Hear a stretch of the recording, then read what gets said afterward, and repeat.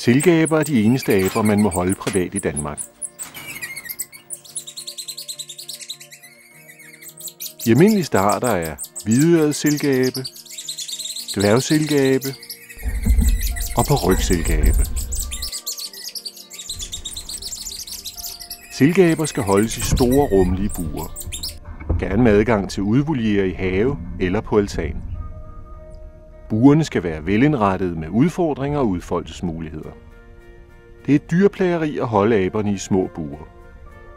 Der findes ikke færdigfabrikerede buer til silkeaber, så enten kan man bygge et selv eller bruge volieremoduler. Indretningen bør bestå af naturgrene af forskellige længder og tykkelse. Gerne monteret, så de er bevægelige.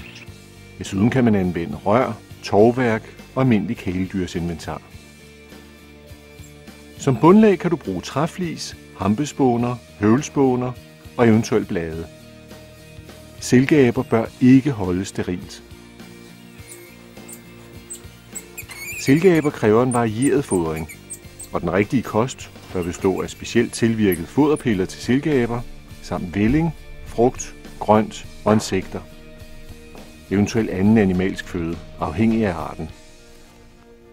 Vær opmærksom på, at der er forskel på fodring af de forskellige arter.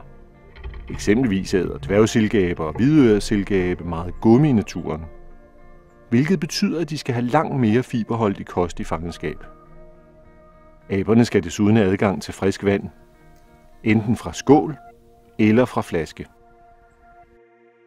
Det er vigtigt, at abernes miljø beriges dagligt. Dels ved at give insekter, dels ved at behandle fodret, så det tager tid for aberne at få fat i det og bearbejde det. Desuden kan man anvende dufte og andre berigelsesformer. Den daglige pasning består i, udover fodringen, at fjerne foderrester og afføring, og eventuelt aftørre foderpladserne. Det er vigtigt, at der holdes et højt hygiejneniveau i anlægget af hensyn til abernes sundhed. Det er dog ikke en god idé at aftørre og udskifte hele anlægget på en gang, da aberne efterfølgende vil forsøge at genskabe deres egen duft ved at tisse på grene og inventar.